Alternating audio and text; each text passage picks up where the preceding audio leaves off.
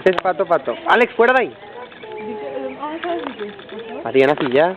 Ja està pense? Aquí vemos al espécimen Miguel. El documental no es del pato, el documental es de Ahora Miguel. Alex intenta aparearse con él.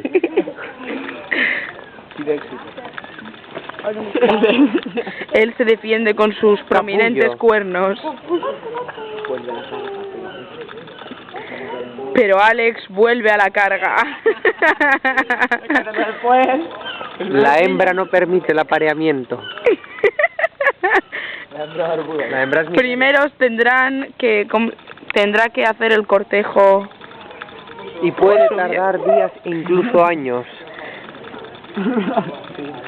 La hembra tiene una prominente barba. Quita. ¡Pato, pato! Especialistas en un buque. ¡Pato! ¡Pato!